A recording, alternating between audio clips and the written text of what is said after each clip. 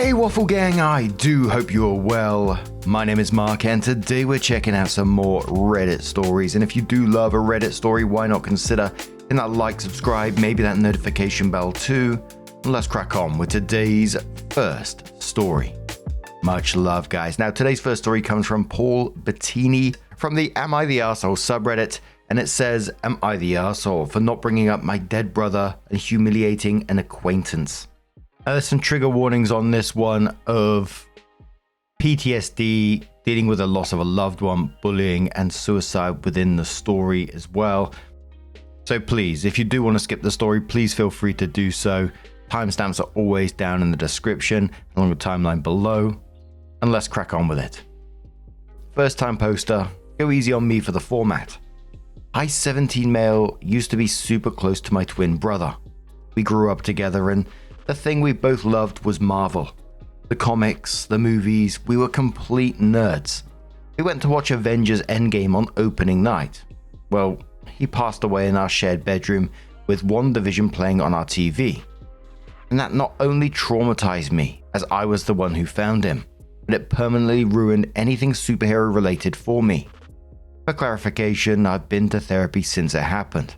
Well, my friend group met up at Golden Corral, and they were really planning a watch party for when the last episode of She-Hulk streamed. And I said I wasn't gonna make it. Everyone understood, but a friend of a friend who I kinda know rolled his eyes and loudly said, "You never hang out with us when we watch Marvel shit. That's like our thing. Why are you even in our nerd friend group if you don't want to do the one thing the rest of us do? Like, I know you have a bad experience with it, but man up, it couldn't be that bad. What, someone dressed up as Thanos run over your puppy or something?" The whole group went quiet, and I slumped down and said, "I just don't feel like it," and tried not to cry. I could tell everyone was cold towards the dude, and he, 19 male, just laughed and said, "What? I just said what we were all thinking. OP needs to get over himself and be more sociable."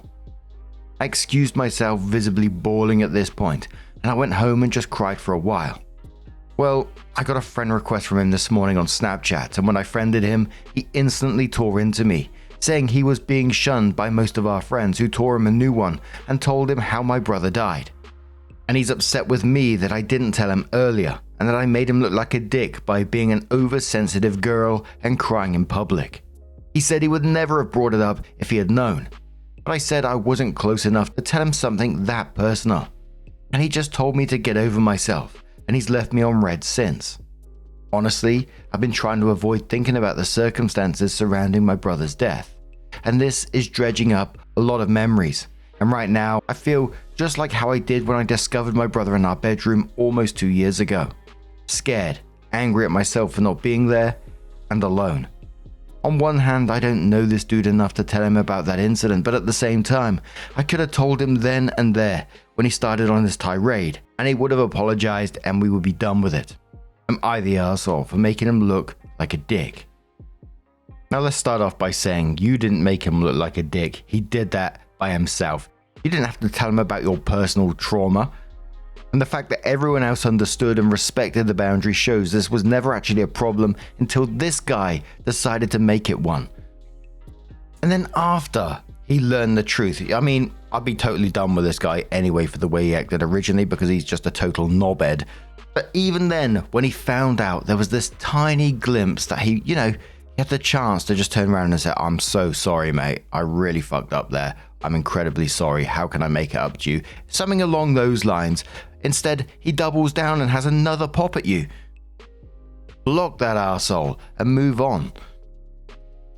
But Hedgie says not the arsehole. That friend of a friend is completely out of line. And to chew on you for making him look like a dick. Please, he did that all on his own. I'm so very sorry that you're having to experience this loss. I don't know what else to say other than to offer my sincere condolences. Xander the sheepdog says not the arsehole. Send a screenshot of his Snapchat berating you and blaming you for not wanting to share personal information. Turbulent reply saying absolutely this. The fact that this guy didn't immediately feel horrified at his unknowingly insensitive remarks to you and contact you to apologize instead of using this information to fuel his rage and continue digging in, he is vile. I would want to warn my group of friends. I want to be honest and say to them all that you are reticent to attend further social gatherings because of this man, particularly as he is escalating his nastiness, include screenshots, but that you didn't want them to think they had done anything wrong. And sit back and watch him seal his well-deserved ostracism. Not the arsehole. Huge industry says not the arsehole. You politely tried to excuse yourself and this guy was a real jerk about it all. Your other friends obviously understood and supported you. As people endlessly remind us, no is a complete sentence. On another note, Marvel characters are something you and your brother treasured. It is unfortunate you found your brother with WandaVision on the TV. I hope someday you can go back to the Marvel universe as it is something you shared with your brother and you both enjoyed it. Maybe someday you can view Marvel and also see it as a way to cherish your brother. Have you considered therapy? Opie says, I've gone to therapy. And because of the nature of which I found my brother, the mess that was made in that room, essentially making that room permanently unusable. It deeply traumatized me. When I start to watch Marvel productions, the movie specifically, I'm overwhelmed with sadness. And if I continue watching it, it takes me back to that moment. My therapist said that until we make a breakthrough with my PTSD, because of how widely enjoyed and just how engraved that series of movies and shows are into society as a whole, whenever I'm able to avoid it, I should. But we did say that after we're able to work through my PTSD, I can go back to watching that genre. Although because of what happened, I don't think I'm going to want to do that, even after I get better. Edit NSFW for anyone triggered by death caused by oneself, and spoiler in case I or anyone else spoil anything Marvel related in the comments. Edit, you all have told me to screenshot it and send it to my other friend group. I'm absolutely going to. I was going to block him and leave it alone, but he literally just sent me a text that said, your brother would be ashamed if he saw how soft and delusional you are. It's a fucking show. Get over it. Your friends don't appreciate how you're always making excuses not to hang out with them, and you're making me feel unwanted in the group. Grow the fuck up and come to Brandon's house at 12:30 on Saturday so we can have a She-Hulkathon. There's food. Relax and grow up. My god. This fucker literally did not just. I'm actually angry now. And edit, holy shit, he found this post. Things are gonna get interesting. And OP adds one more final edit/update and says, the moment you've all been waiting for. Have news and boy, it is juicy. I took a screenshot of his message and other harassing messages and threatened to send them to the other friend group if he didn't get off my back and treat me like a human being. And he told me he saw my post and said that I painted him in a bad light and made people hate him, basically cussing me out for making him look worse than he already looked. Well, I wasn't really going to send those screenshots to our group chat, but that moron told on himself by complaining to our other friends that I posted this, expecting them all to be on his side for me trying to ostracize him from his friends. And they subsequently found this post. And when I say they all read the whole post, I fucking mean it. Then they started asking him if he really had the fucking audacity to send me a message saying my dead twin brother is ashamed of me. And he denied it and said that I was trying to make him look bad. But as soon as he tried to lie, I sent the screenshot. No message, just the screenshot to the group chat. They were pissed and he said I photoshopped it and was lying about him. But every time he told another lie, I sent another screenshot from our chat. Basically just him verbally demeaning me over the internet. Let me say, by the end of it, he was trying to defend himself and everyone was just leaving him on red. After a few minutes of his last text, our group kind of leader, Brandon, just sent him a message asking him to meet up at a restaurant. Brandon and I have the strongest connection. We're kind of dating but not officially, so he's really protective over me. Long story short, Brandon didn't scream or yell, but in no uncertain terms did he say that if that guy ever came around me or Brandon, that included his house for the She-Hulkathon, he was going to be in big trouble. And everyone seconded that. Even the guy that introduced him to our friend group. He pleaded and said he'd apologize, but everyone basically told him we're done with this shit and to fuck off. The She-Hulkathon was cancelled and instead we're going to have an NCIS-a-thon, as it's my favorite show and my friends said they wanted me included. I truly have the best friend group, and that demeaning, insulting piece of shit is facing the consequences of his actions. Y'all's advice was top tier. Thank you. Have a good night, a day, fellow Redditors. Man, I can't imagine the kind of trauma that he's going through. Something that's going to affect you permanently, and that he can't watch Marvel anymore, something that he used to watch with his twin, is sad. And I hope one day, like the commenter said, that he is able to come back to it and see it in a way that's healing for him. But to have this dickhead not only mock him, but double down on it and trying to weaponize it against him, that's crazy ass behavior. And I'm so glad that the friend group stuck by OP in this, understood what was going on, and they didn't just defend him, they uninvited the bully and changed the entire watch party for OP's comfort. And they're the people that's going to help OP heal from trauma by creating those safe spaces around him while he works through it at his own pace. But what do you guys make of this situation? Let us know your thoughts down in the comments below, and let's move on to another story. Now, our next story comes from Other Suggestion 1609 from the Am I the Arsehole Here subreddit.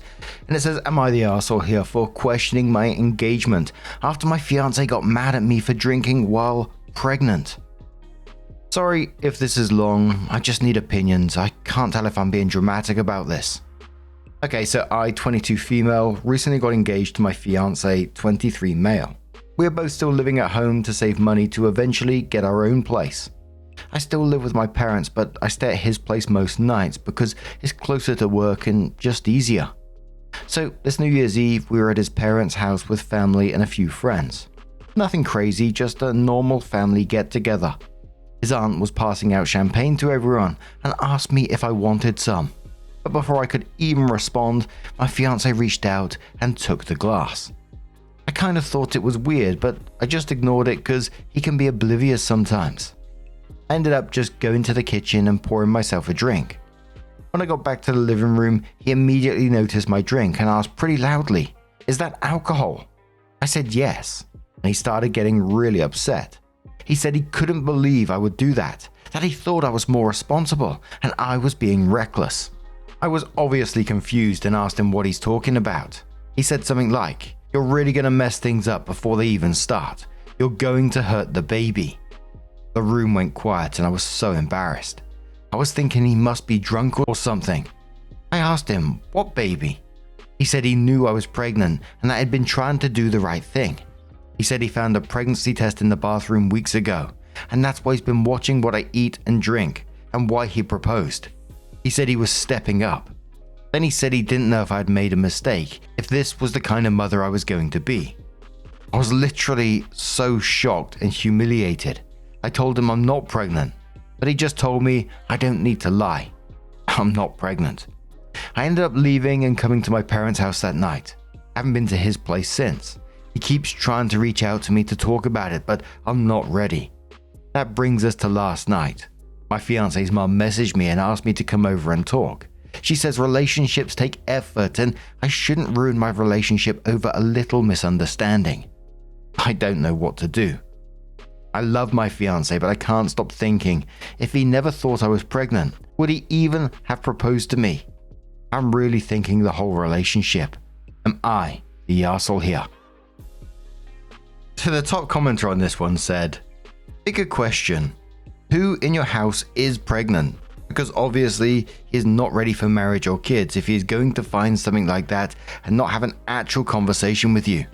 As such, you don't need to be with him." Ryan says, probably a COVID test. LA replies saying that would be hilarious.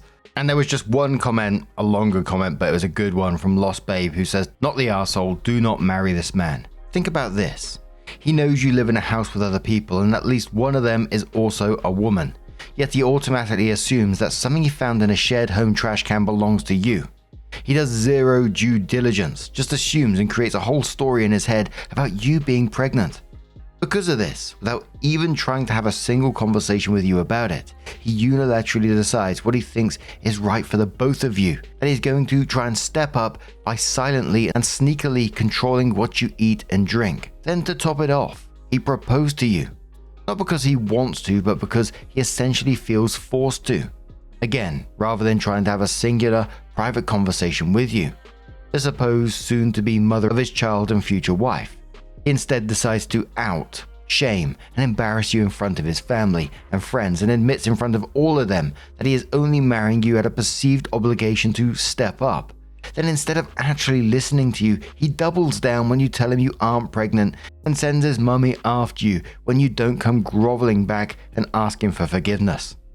He knows he fucked up big time, but rather than be a man and own that giant fuck up and the likely irreversible damage it caused your relationship, he is choosing to try and guilt you into going back to him and using his family to do it. Do not fall for this. The fact that his mummy is even intervening at all says so much about what your future will look like if you marry into that family. Every time you and him have a slight, she'll be there to defend her baby.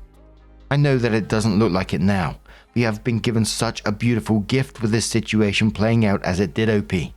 Your fiancé and his family have given you a sneak preview of exactly who they are and what you'll be marrying into before any legal documents have been signed. So many people only get to see this side of their spouse and their spouse's family once the paperwork has been signed and once there are children on the way.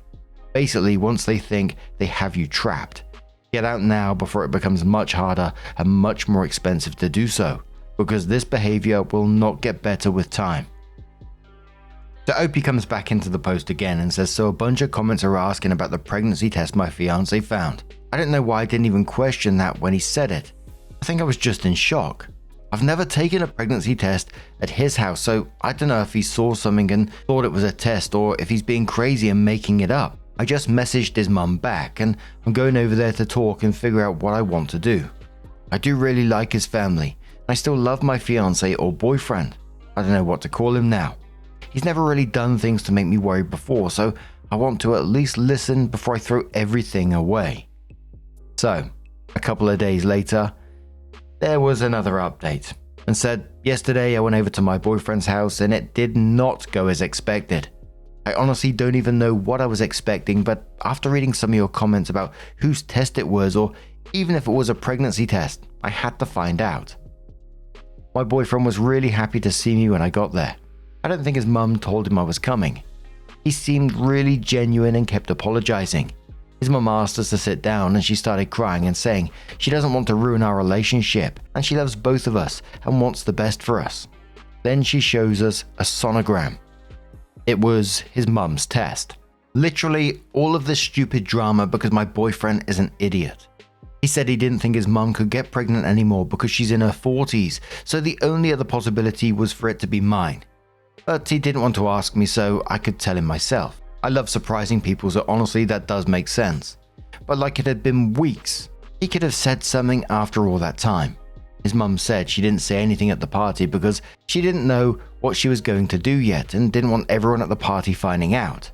But it still bothers me that she let me take the embarrassment instead, or at least tell us after in private instead of letting us not talk for over a week. I do kind of feel bad now that my boyfriend really thought I was pregnant and thought I wasn't taking it seriously.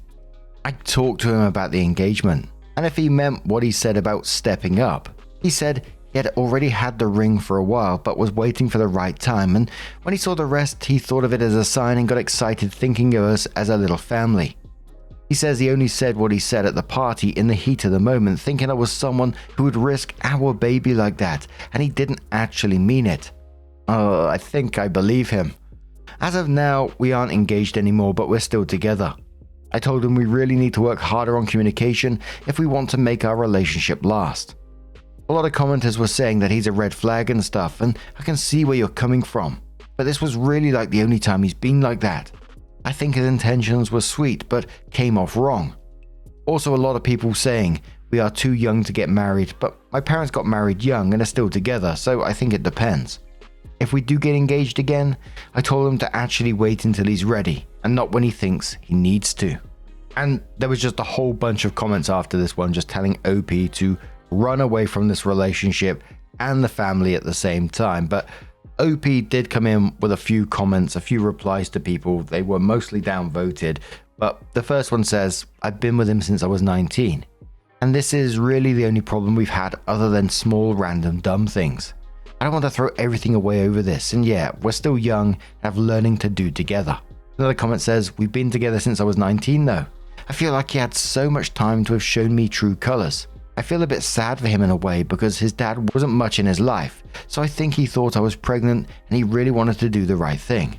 Opie also says, but then how do people that cheat and stuff lie when they say they only love their partner? Another comment from OP says, we're going to get an apartment together. I don't think we'll get engaged anytime soon. I want to make sure we can live together first now, especially after reading all the comments I'm getting. I think I always forget how young we still are because I went straight to working after high school and didn't do uni. We've also been together since I was 19. So let's just recap for a second here. This lad thought his mum's pregnancy test was his girlfriend, proposed because he felt obligated rather than he was ready, then publicly in front of his family, shamed her at a party for having a drink while, air quotes, pregnant, and now she's taking him back because his intentions were sweet. Come on, please. And there's a chance it may all work out in the end, but it just doesn't feel like it. It feels like, he's got the ring now. He's just going to propose down in a couple of months again and something else is going to go on. The only light at the end of this story is that boyfriend was holding a stick his mum pissed on, but what do you guys make of this situation?